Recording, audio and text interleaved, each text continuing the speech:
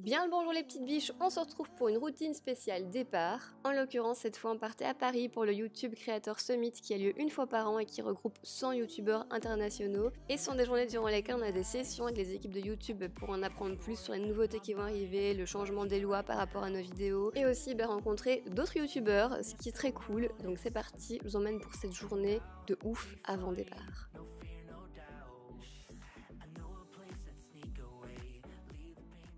Alors si on part en matinée, ce que vous allez voir, on le fait la veille, mais dans ce cas-ci, on partait en fin de journée, donc on fait ça le jour du départ. Bon, bien sûr, dès qu'on se lève, les chiens nous suivent. Donc voilà, c'est le petit câlin matinal. Je peux vous assurer qu'ils se lèvent, mais eux, après, se rendorment pendant 2-3 heures. Hein. Bon, moi par contre, été comme hiver, ça ne change pas. Le matin, il me faut absolument mon café, les gars. Ah, petite étiquette dans mon dos.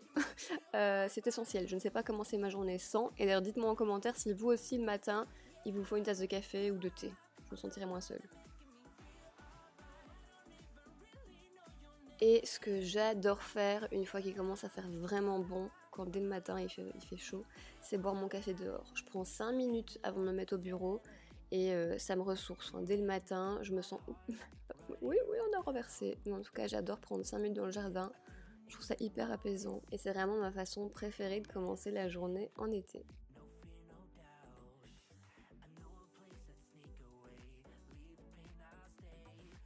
C'est souvent le matin aussi que je fais un petit tour sur mes dernières publications. Je like vos commentaires, voilà, je vous réponds et comme ça je vois un peu ce qui s'est passé pendant la nuit. Et puis, écoutez, moi j'ai pas à me lever 2 heures avant d'aller au bureau pour me préparer et faire la route. Donc j'ai envie de vous dire, une fois 9 heures, retour à la réalité. Donc je suis devant mon bureau, prête à entamer la journée. Quand on part, ne fût-ce que 2 jours, c'est toujours la course parce qu'il y a un tas de choses à clôturer avant le départ. Donc par exemple, je réponds à tous les emails en cours pour être sûr de ne pas prendre du retard sur les projets qui sont en cours, que ce soit avec des marques ou les projets que nous on mène perso, enfin pas nos projets perso mais nos projets professionnels mais sans les marques. Donc on passe nos coups de fil, on clôture les emails parce qu'on sait qu'on n'aura pas le temps de le faire pendant qu'on sera à des événements ou pendant des rendez-vous. Ensuite je prépare souvent les posts que je dois vous faire les jours où on est à l'étranger. Donc je m'envoie déjà les photos, bon ça c'est un projet que vous connaissez maintenant. Je m'envoie les photos sur mon téléphone, si j'ai le temps je les retouche à la maison ou alors je le fais dans le train. Parce que clairement c'est pas du tout un truc qu'on a le temps de faire quand on est en déplacement pour des rendez-vous ou des événements. Et souvent on fait aussi un petit topo avec Enzo, des choses qu'on planifie pour notre retour, comme ça c'est fait et on sait ce qu'on doit faire quand on revient. Et ensuite je mets ma petite réponse automatique et on est parti! Bon, maintenant on passe comme d'hab à la case lavage de cheveux dans le rush avant de partir. J'arrive jamais à le faire avant le jour J. Surtout ça me prend une plombe maintenant que je suis blonde avec tous les soins que je dois faire. Mais écoutez, on n'a pas le choix. Donc je commence par mon petit shampoing classique. Et ensuite je vais faire mon petit shampoing violet que je fais une fois par mois. Bon, à savoir que moi je me lave les cheveux qu'une fois par semaine. Donc tous les 4 shampoings, je fais un petit shampoing violet, voilà, pour raviver mon blond. À savoir que cette fois-ci, je voulais vraiment pas un blond blanc comme j'avais eu il y a 2 ans, donc je veux vraiment un blond doré, un blond jaune. C'est pourquoi je laisse pas poser trop longtemps mon shampoing bleu, pour garder ce blond jaune et pas justement qu'il devienne terne et blanc. Et ensuite, je prends mon petit gant avec mon petit savon pour le corps et je vais exfolier mon corps avec ce gant, vite fait bien fait. Je suis lavée et exfoliée en même temps.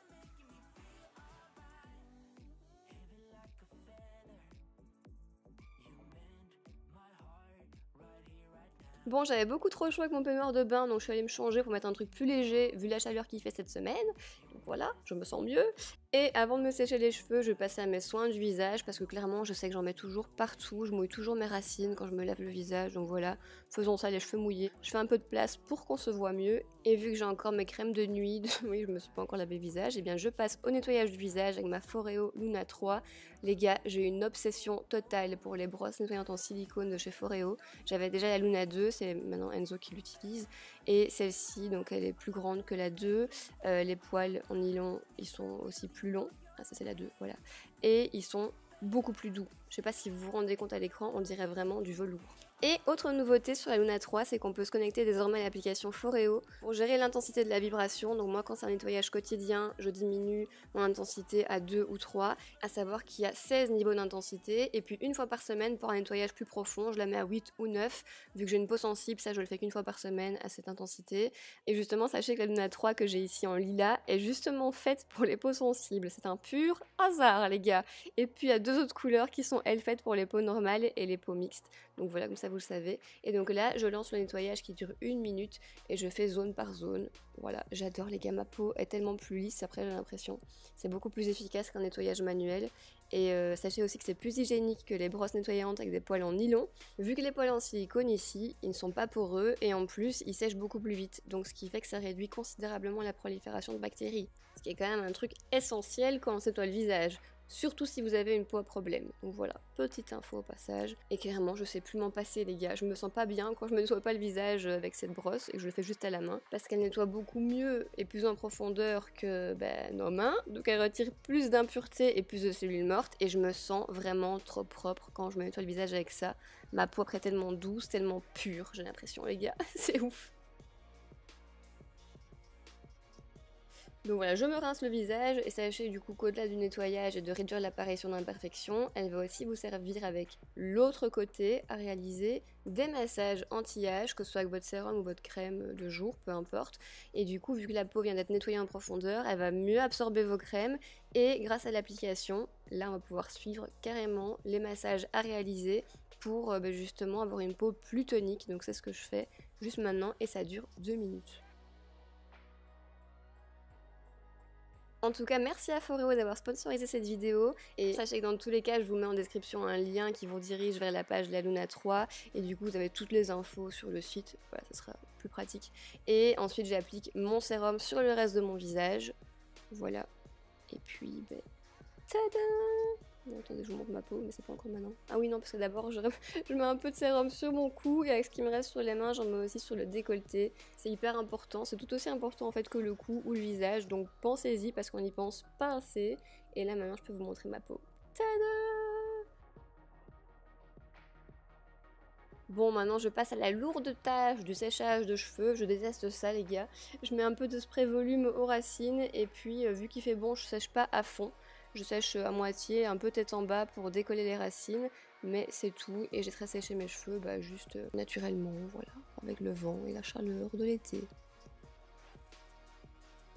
Bon, maintenant que je suis physiquement prête, enfin presque, le truc que je fais toujours dans le rush quand on s'en va, c'est la valise, parce que j'en ai horreur. Donc dites-moi si vous êtes comme moi, les gars, parce que j'ai l'impression d'être la pire.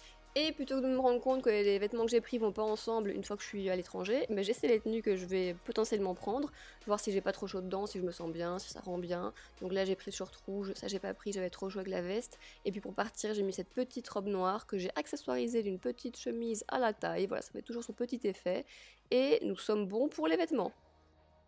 Bon, quand on part, on essaie aussi au max de manger un petit truc à la maison pour pas devoir partir le ventre vide. On y arrive une fois sur deux, je vous avoue. Souvent, on part sans avoir mangé parce qu'on n'a pas eu le temps. Et du coup, si je suis occupée, Enzo fait à manger. S'il est occupé, je fais à manger. Mais on essaie de s'organiser pour qu'il y en ait toujours un des deux qui cuisine. Donc là, il a fait des œufs brouillés avec du riz et une petite salade. Et ça nous évite comme ça de devoir prendre de la malbouffe sur la route ou des trucs déjà préparés. Vous savez qu'on n'est pas fan. Du coup, pendant ce temps-là, moi j'étais à la recherche infinie des câbles, des chargeurs, des fiches, des adaptateurs, bon voilà, tout ce qu'il faut qu'on embarque à chaque fois pour pouvoir faire du montage, soit uploader des fichiers ou des photos. Ouais, bon, il y en a qui sont bien. Bref, tout ce qu'il nous faut pour pouvoir bosser dans le train ou à l'hôtel. Et ensuite, je fais un maquillage rapide, mais très rapide, parce qu'il y avait une soirée donc quand on arrivait à Paris. Sinon, parfois je me maquille même pas. Donc voilà, j'applique mon fond de teint, puis mon anti-cerne, je fais un truc léger. Et ce que je fais pour ne pas oublier un seul produit, c'est qu'après leur utilisation, je les mets directement un par un dans ma trousse. Au moins je sais que j'ai tous mes produits avec moi et que j'ai pas oublié genre mon bronzer ou ma poudre fixatrice. Ça m'est déjà arrivé, je peux vous dire que faire un make-up sans fixer son anti-cerne, c'est très compliqué.